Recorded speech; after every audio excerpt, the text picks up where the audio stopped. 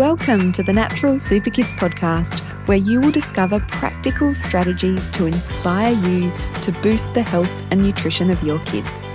I'm Jessica Donovan, a qualified naturopath specialising in kids' health, and I want to make it as easy as possible for you to raise healthy and happy kids. Let's get into it.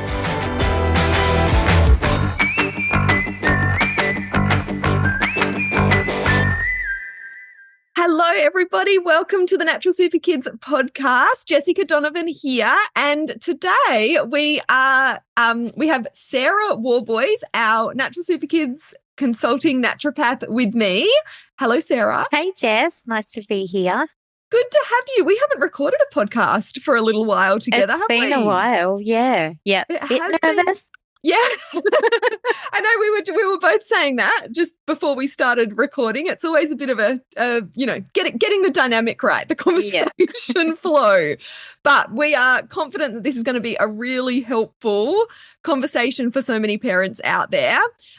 When Sarah suggested this podcast idea to me, I was like, yes, so good. So we're going to be talking about ADHD, particularly medications that are commonly used in ADHD, and having that conversation about, are they over or underused, the pros and cons, and also a lot about what we can offer naturopathically when it comes to kids that are on ADHD medication and kids that aren't. So that's the gist of the conversation today.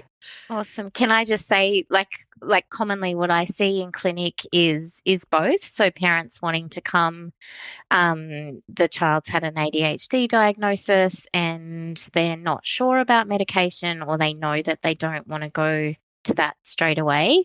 And then there's the parents that come when their children are diagnosed and already on medication, and there's, symptoms, there's fallout at home, struggles with appetite. So I see both. And we can support both naturopathically to help kids feel better and home life run more smoothly.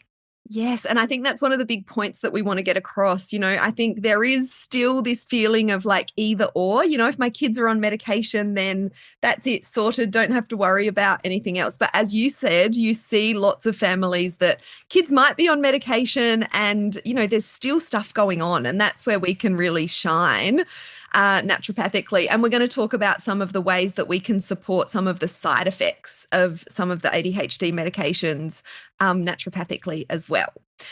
So we know that ADHD medicines are on the rise here in Australia and, the Western world. So I did look up some stats for this episode, and back in 2004, 2005, about 2 in every 1,000 people were taking some sort of ADHD medication. That has risen to 22 people every 1,000 now.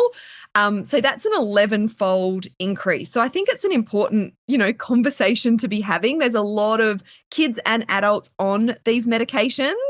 The use is highest in adolescents. So approximately 9% of males and 5% of females aged between 12 and 17 have been prescribed an ADHD medication. So we're not here to say medications are either good or bad. Like, we want this to be a really balanced conversation and to help parents feel confident making decisions for their child. Yeah, because they do have a role and they can be really beneficial for some kids, but they are a medicine and they do have side effects. So just making the most of the medication while also addressing the whole child and helping with side effects that do come up. Yes, definitely. And so we were looking at some research as well in preparation for this episode about, whether ADHD is being overtreated or undertreated. And there really isn't a clear answer to this. Some researchers are concerned that ADHD may sometimes be overdiagnosed, overtreated, meaning kids might be getting labels and medications they don't truly need. But on the flip side, there are other studies that ask whether ADHD is actually undertreated in some parts of the world. And that leaves kids who really do need help without that proper support. So it isn't black and white. I think there can be some instances where there is sort of overdiagnosis and overtreatment, and then there's that under-treatment sort of issue as well. And like what we're seeing like on social media as well, it is a very topical subject at the moment. Lots of news articles, lots of people sharing their personal experiences, which does really help, I think, the people with ADHD feel seen and validated and heard. Um, but yeah, I guess then there is that flow on effect of more people being diagnosed, and how are they being diagnosed, and then how are they going to get treated? Such a huge conversation, isn't it? And, with naturopathy, we're always taking it back to looking at the person in front of us, sort of trying to strip back those labels and not just being like, okay, this person's been diagnosed ADHD, so we're treating them as an ADHD person, but we're looking at what particular areas are they struggling with, what symptoms do they have, and so that's really, I guess, the crux of naturopathy, isn't it? Yeah, absolutely. And I was thinking about this yesterday and a few of the cases that came to mind. And often, like, I'll go back to their birth and early childhood and see what's going on there. And often there's been allergies or gut issues like constipation, sort of long-term conditions and issues. It's not just the ADHD label, it's things that have been going on for a long time. And yeah, so we look at all of that. Yes, and that's such a good example. We know that kids, that have been diagnosed ADHD so often, I would say majority of them have, digestive gut issues going Yeah. on. So yeah, that like constipation or other things, such a good example. And so, there's definitely pros to taking medications. A lot of kids thrive on medications, but as you said, there are side effects and, some downsides that we want parents to be aware of as well. So I think, it's really important to be asking, is this medicine or is this particular medication right for my child right now, rather than sort of jumping into a medication straight away. There are options is basically what I'm sort of trying to say. We hear from parents a lot of the time, that medication has changed families' lives for the positive, for sure. But there's, the other side of it as well that we want to talk about. So let's talk about some of the common ADHD medications and how they work. So I think really to put it simply, we've got the stimulant medications and then the non-stimulant medication. So the stimulants are much more commonly prescribed and commonly taken by kids. These are things like Ritalin, Concerta, Vyvanse. And so they work by helping brain chemicals, particularly dopamine and noradrenaline, work more effectively. They can really help to improve focus and improve things like impulse control in kids, which are two really big challenges that a lot of kids that have been diagnosed ADHD sort of have. Yeah, and especially in like the classroom, that seems to be the biggest tricky spot. And also, I know parents often say that before school period where they're getting ready for school and just, takes so long, and organization and motivation. Yeah, so those stimulants do really help with that. Yes, definitely. And then we've got the non-stimulant medications. So these are less common, but they can be really handy for kids where stimulants aren't, having the desired effect, or they don't suit, or when anxiety is part of the picture. Sometimes those stimulant medications, really lead to a lot more problems than positives. So things like Strattera, and also 10x and Intuniv. Intuitive. Yeah. So these medications work in a way so they calm down brain signals that can be really overactive in these kids, and they often help with the hyperactivity and just help like with sleep as well. So that calming effect. Yeah. And so, all of these sort of medications that we're talking about balance brain chemistry, improve mood, sleep, behavior, and focus. So, do you want to talk a bit, Sarah, about some of the benefits you see in kids that are on some of these medications? Yeah, so like I just mentioned before, the ability to focus and concentrate at school is a big one, and also those organizational and motivational aspects of learning and just getting ready, like, to get through the day. So medication can really help with that. Another big thing that I've heard from parents is the social benefits. So, kids with ADHD, their impulse control can be poor. They can often be interrupting in conversations. That can frustrate their friends. Mhm. And like I have heard from parents that their socialization and friendships do seem to improve with medication. So it can help build confidence at school by being able to focus and learn better, and also building those relationships at school so that they're feeling more, I guess, accepted and part of friendship circles, and being able to communicate um, in life in And general. yeah, Yeah. and I just want to add to that, that can have that real flow on effect to better mental health as well. If people are feeling that belonging, like they've got, those friendships, that makes a huge difference, doesn't it, to a child's mental health and overall emotional well-being. Yeah, yeah. And then the other aspect, like whilst it can reduce stress at home, because those sort of behaviors are managed, one of the common complaints that I do hear from parents whose children are on medication is that after school blowout meltdown, when the medication's worn off and their emotional regulation is just out of control.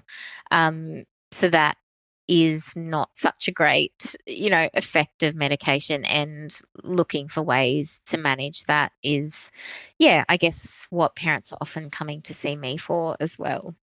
Yeah, which is where, naturopathy can really have an important place. And yeah, I know for a lot of parents who are, trying to keep the dose down, or, these medications minimal, they'll give their kids a dose to kind of get through the school day, but then they want to try and avoid it through that later part of the day. And then that's where, all of that, that stress and all of that emotional buildup can Yeah, come out with at home, which isn't easy for parents. no, not at all. Yeah, very stressful.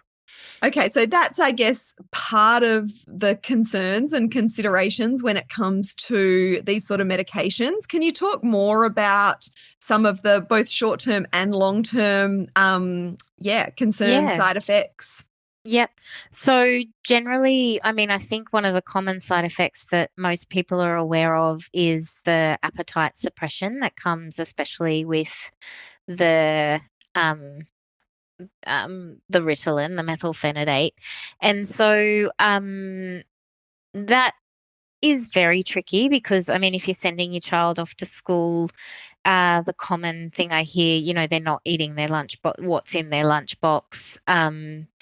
That's very difficult to manage when you're not at school with your child, and also they don't have an appetite to eat. So that's a very common concern, and I guess the potential of that to impact growth, so height and weight, and also just getting the nutrients they need across the day for overall health and well-being, brain function, gut health. So that's probably number one on the list That's a of huge one concerns. as well. I actually came across a research study. I didn't look too much into it. I'll have to grab the link and put it in the show notes. Just last night on Instagram, I think it was through the Mind Foundation, and there was a study done showing that a micronutrient repletion formula for kids has had just as good benefits as an ADHD medication Wow. for some of the symptoms. Like I said, I didn't have a really a deep read or a dig into it, but that just made me think of it then because, you know, if these medications are causing that low appetite and that then is leading to kids not eating as much food, not getting that nutrient intake in, you know, that can be a really sort of negative perpetuating sort of cycle, can't it? Yeah. And some kids, like in that neurodiversity picture and with ADHD, have trouble recognizing signals. So even before they're medicated, they may not have been replete in their micronutrients and haven't been eating well, like leading up to their diagnosis. So long-term kind of appetite, regulation and not picking up on those signals, fussy eaters, like that's a very common picture that I see as well. Yeah. Yes, I was just going to bring up the fussy eaters as well because a lot of you know, that ties into ADHD a lot as well. And so yeah, like you said, there's often already these problems at play, and then the medication can just make it worse. Yeah, that's right.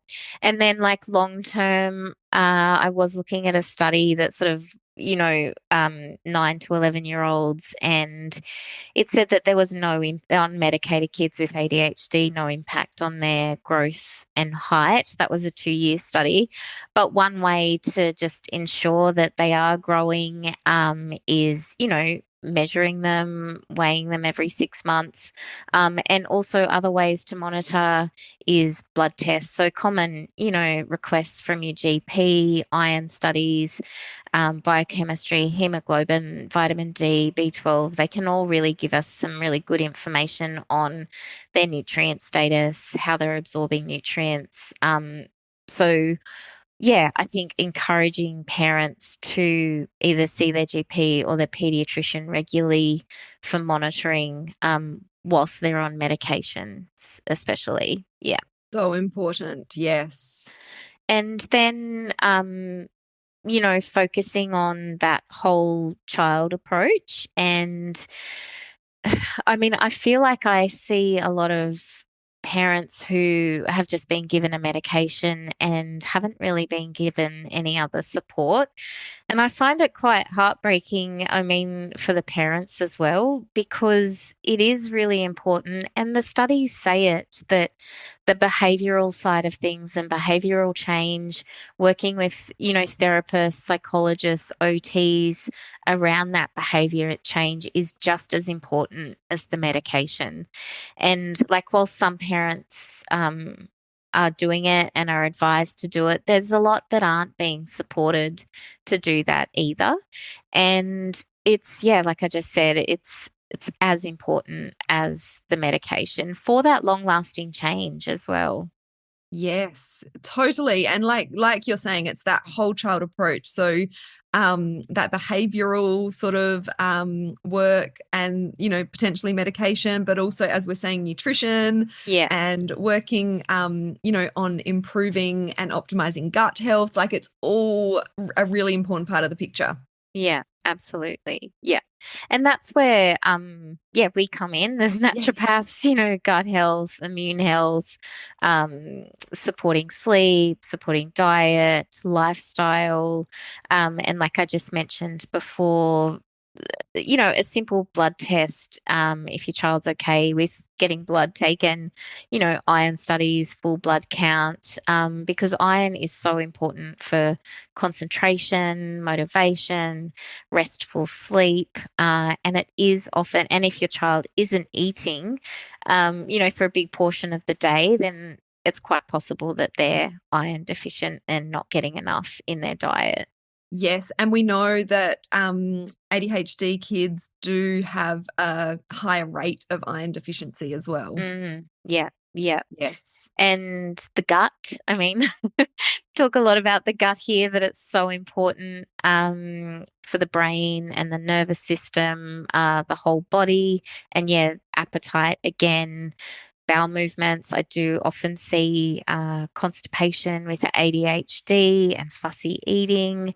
I find constipation often goes commonly with aggressive behavior as well. So, just really supporting regular bowel movements, the gut, appetite, and that's where our micronutrients get absorbed through the gut. And so we want to ensure that those micronutrients are being absorbed and supporting all the functions in the body.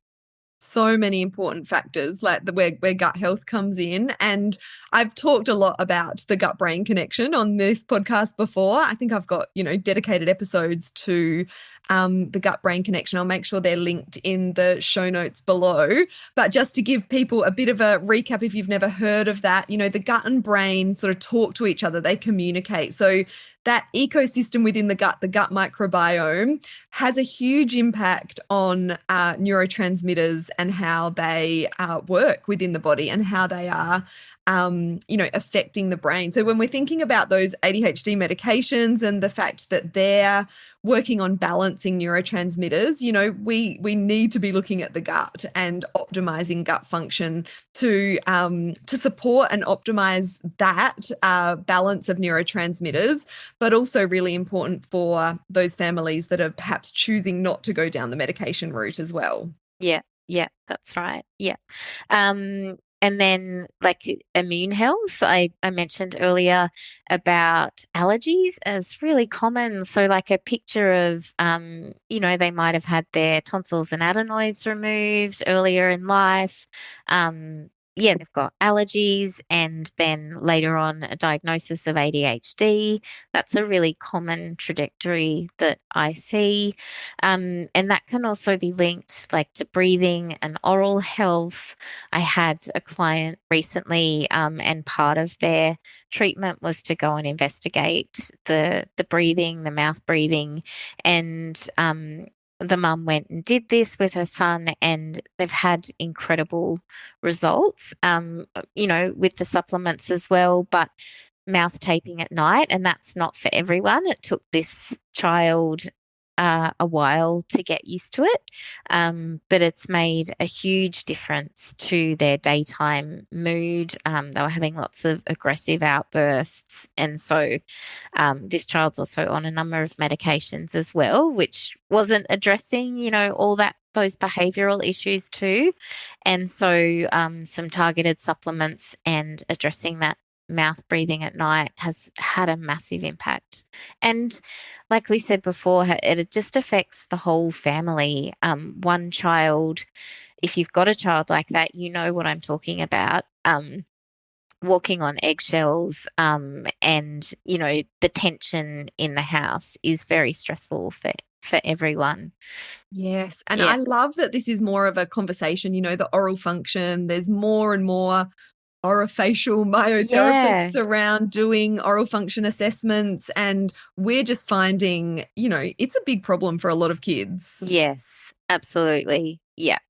And yeah, and then supporting sleep, even if they're not mouth breathers. A lot of kids with ADHD, even before they're medicated, they can have trouble falling asleep. But not everyone with ADHD has trouble falling asleep or staying asleep. It's quite mixed. Yeah, it's interesting. And yeah, so having good quality sleep and falling asleep. So if you can bring your child to falling asleep faster, they're going to have more hours in total of sleep, which is going to have a, positive flow on effect to their mood and concentration and everything the following day.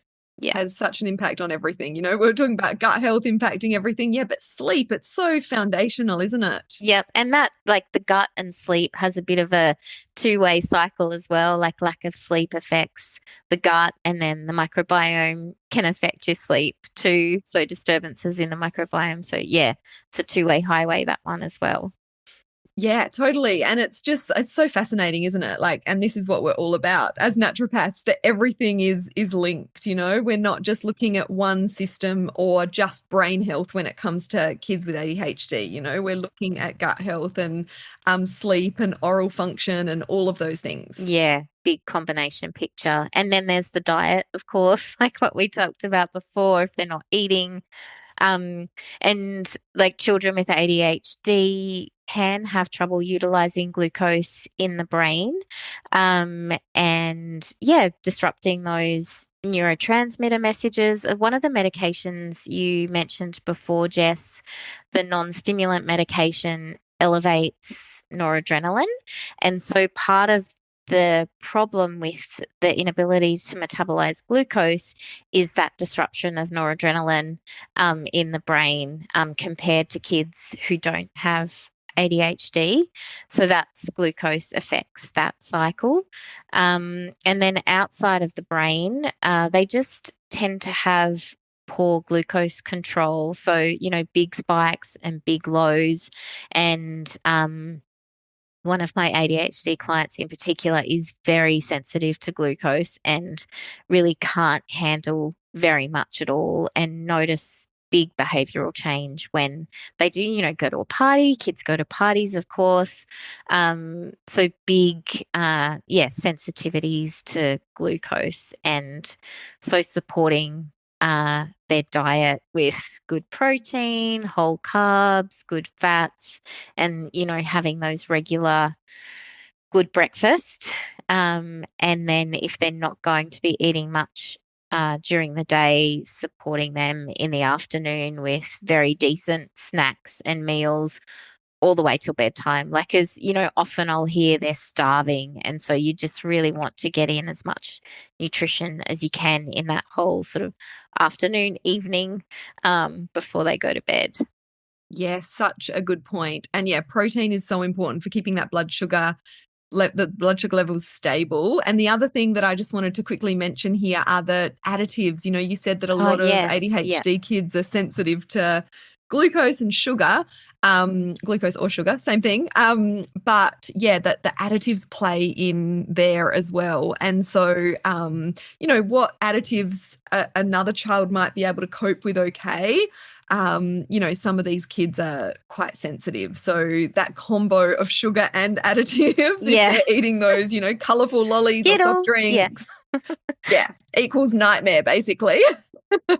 Yeah. Very Yeah, and so difficult. we do talk about. I've got a podcast on the 2 diet changes to make if for ADHD kids, and yeah, we talk a lot about the sugar and the protein and the additives as well. So I'll pop that into the show notes as well. Yeah. Awesome. And then, of course, then there's the lifestyle, playing outside. And, part of that is, yeah, supporting the microbiome, being in nature, but vitamin D, having sun exposure, and how important that is for, well, vitamin D, but also setting our circadian rhythm. Like, as soon as if we have morning light exposure, it basically switches on our clock, our circadian rhythm. And then so many hours from when we have morning light exposure, our melatonin will start to kick in at night. So making like a simple tweak around, having breakfast outside, having a cup of tea, morning cup of tea outside, playing outside in the morning before school is a really good way to help set that circadian rhythm.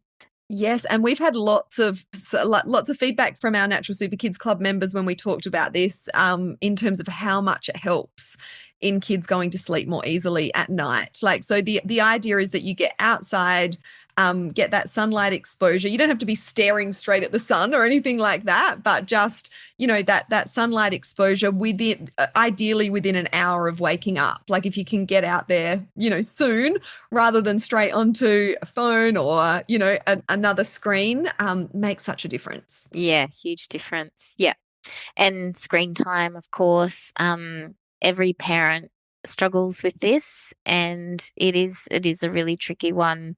But I guess especially in that afternoon and evening, those hours is probably the time to just avoid it as much as possible, because yeah, the blue light does disrupt melatonin, and yeah, will have an effect on their ability to fall asleep, and yeah, their sleep quality in general.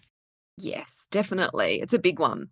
So you wanted to talk, there's so many nutrients that we could talk Yeah, about, as we were there sort is. of Yeah. alluding to before. There's so many nutrients that are important in brain health. There's so many nutrients that are potentially lacking in ADHD kids. So, but we're not going to be here for 3 hours talking about all of them.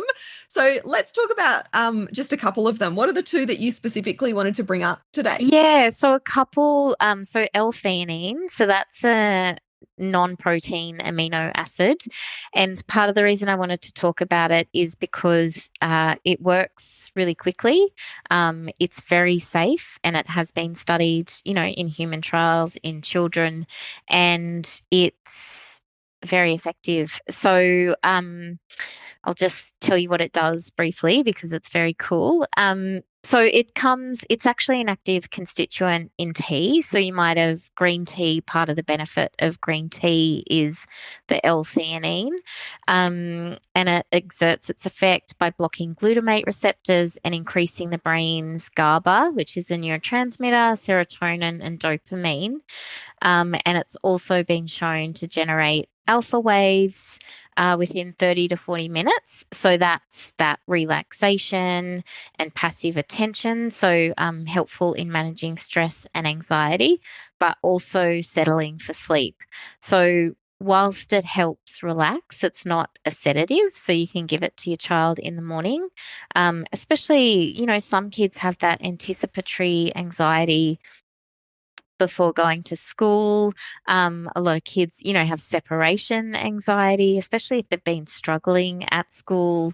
So it's a great thing to use before school and then also for sleep. And it does really help to improve sleep quality.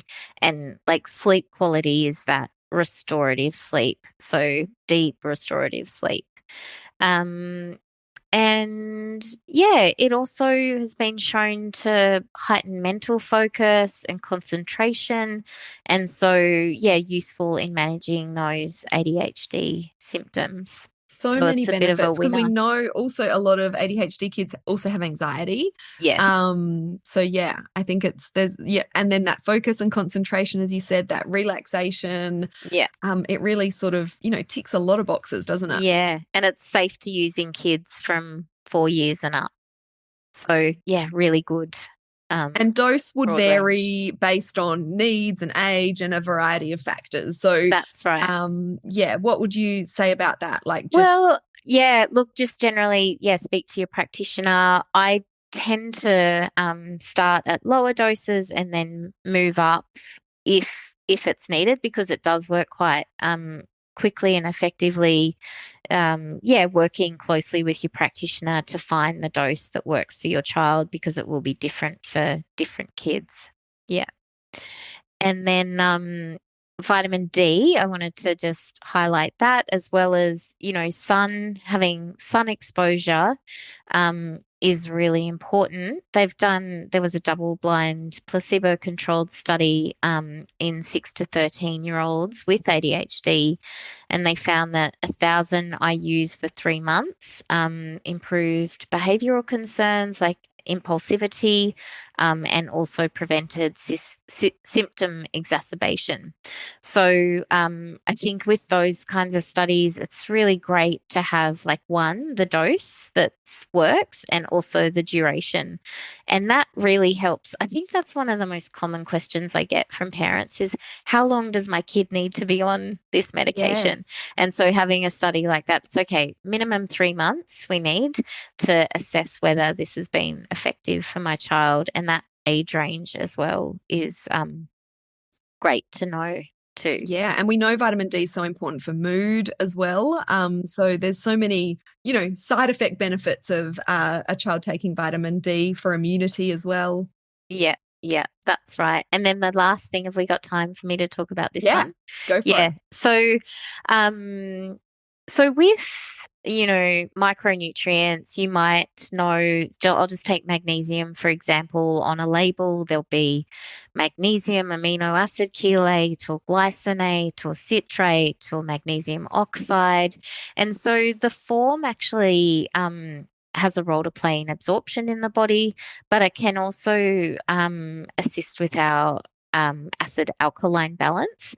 And there was a study that in children that who had a high acid load in their diet, and that typically means lots of meat, cheese, refined carbs, whereas a low acid load diet is, I guess probably the Mediterranean diet, lots of fruit and veggies. So comparing those two diets in children, so the higher acid load diet was associated with a higher incidence of emotional difficulties such as having fears and worries, low mood, low self confidence, and a higher chance of hyperactivity, and attention and difficulties with impulse control. So, you know, I guess this is super applicable when we're working with fussy eaters who are having, might meat, cheese, white bread, um, and you're wanting to address that acid alkaline balance. So you'd be looking for forms of nutrients like magnesium citrate, calcium citrate, because they're alkalizing, and you can use those supplements until their diet is broadened and, is naturally more alkaline based. So using nutrients in that way, yeah, can be really helpful and beneficial. Yes, I love that tip because we're thinking of those alkaline foods and getting more of those in. But if our child's fussy and they're not eating their, fruits and veggies and fish and stuff like that, that might be more alkalizing, then Yeah, like with a mouth breather as mm, well, who's having that kind of diet. Yeah, that's a very sort of, yeah, high acid load on the body. yes. Yeah, love that tip. And of course, we talked about the L-theanine, we talked about the vitamin D, things like magnesium, we just touched on, omega-3. There's so many other nutrients. I was going to say zinc as well, Yeah, B other amino acids. vitamins, Yeah. yeah, and herbs as well. There's some beautiful herbs for the nervous system and calming the brain too. Yes. And then, things that support the gut, like the right probiotics. And it doesn't mean that your kids need to be on all of these things, but I think this is where it's really important to, see a practitioner and work with someone who can figure out exactly what your child needs. Yeah, that's right. And because I do often hear from parents, they come to me overwhelmed because of all the influx of info on social media, on ADHD, on things that help. How do you put this together for your particular child? And that's where, yes, seeing a practitioner can just really help fine tune the treatment and, yeah, get some results. Definitely. And someone like you, I know, really shines in like just kind of removing the mental load from the parent and taking that on. That's what we are here for as practitioners. And yeah, I mean, if you scroll through Instagram and you're following a few different nutritional ADHD, you could think that your child needs a list of 20 different, nutrient supplements, but that really isn't the case. We can do a lot as long as we're addressing, what particularly needs to be addressed in a child. Yeah, exactly. Yeah. So what about just quickly, I mean, I feel like this is such a good conversation.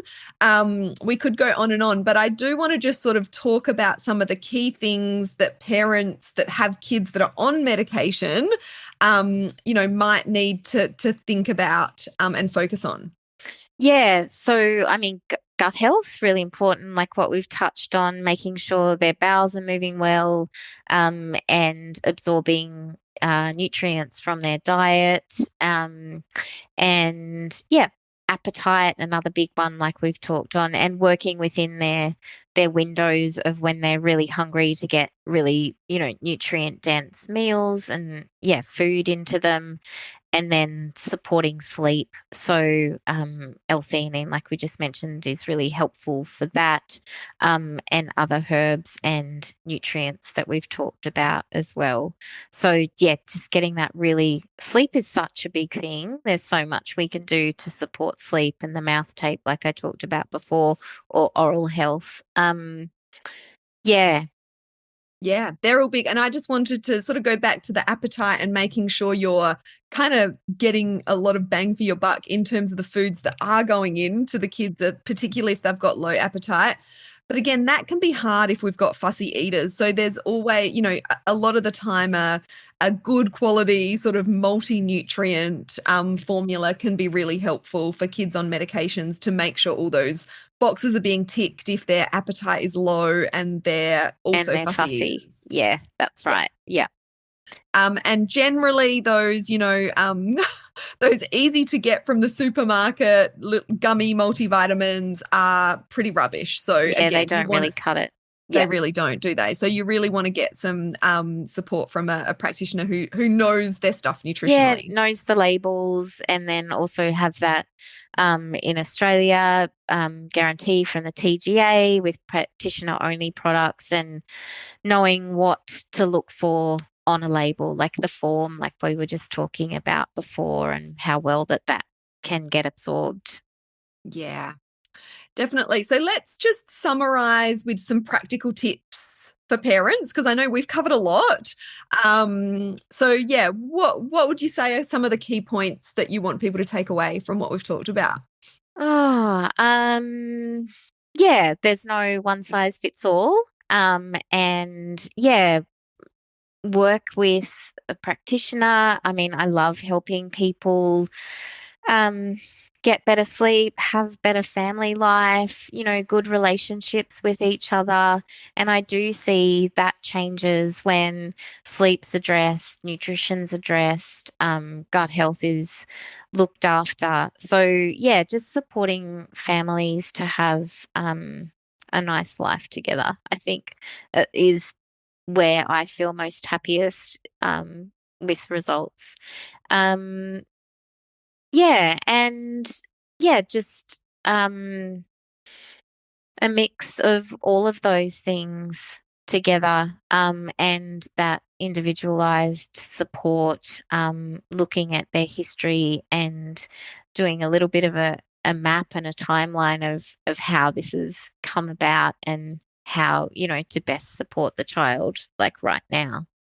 Yeah, totally. And like, I guess we want parents to know that you don't have to go this alone, getting the right team behind you, working with your doctor. I know you often talk to parents about, how to speak to their doctor or their pediatrician, how to advocate for their child with medical professionals. And we also talked about getting that right team, whether it's myofunctional therapy or occupational therapy, psychologists, play therapists. There's so many, people that can help. And again, it doesn't mean you need them all. But I think someone like you, can not only help with the nutritional side and the gut health and the sleep and supporting kids, whether they're on medication or not, but can help a family figure out what other support people they might need on their team as well. Yeah, working out a bit of a roadmap and identifying those areas where they aren't being supported, and yeah, referring on for those things too. Yeah. Yes, definitely. Okay, so yeah, Sarah offers consultations online. So here at Natural Super Kids, we do all online consultations, specializing in kids' health, but we do see, the odd mum and dad in the mix too. And as you've heard from our conversation today, Sarah really knows her stuff when it comes to ADHD and neurotransmitters and gut health and all of that stuff all of those things that are really important. But you're really all about sort of developing that personalized plan for a child as well and cutting through that overwhelm. So, Yeah, yeah. The overwhelm is a big one, especially for parents of kids with ADHD. Yeah. yes. And I know we always get feedback about you in terms of you just really being so good at holding space and being empathetic. and just being, that safe space where parents can come and chat to you about what's going on with their family. So we do get a lot of feedback from your clients in terms of you really sort of shining in that area. So Oh, we'll thanks, pop Jess. I know it's very uncomfortable listening to positive feedback about yourself. We'll pop the link so that you can, book an appointment if it sounds like, that you would like to work with Sarah, or just, for you to have a look at the different things that we offer. We'll pop the link in the show notes, or you can go over to our website, naturalsuperkids.com, in the book a consultation area. And I did also want to mention, we do have a brain bundle. So for people who might not feel ready to book an appointment, or might just want to take a smaller first step, I'll pop the link to our brain bundle in the show notes as well. And this is a bundle of resources that help support healthy brain, help improve kids' mood, sleep, and behavior. Talks you through some of the stuff that we've talked about today, reducing additives, balancing protein and healthy carbs and fats in the diet. So that can be a good place to start for parents as well. Anything you want to add, Sarah? I think we've done it all. And would love to support you if you need that extra support and consolidation and less overwhelm.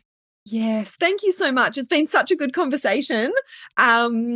I hope it's been helpful for everyone listening. Send us a message over on Instagram, or you can email us, jessica@naturalsuperkids.com, or you can head on over to our website and, like I said, book an appointment or check out our brain bundle. Thanks so much for joining me, Sarah. Thanks, Jess.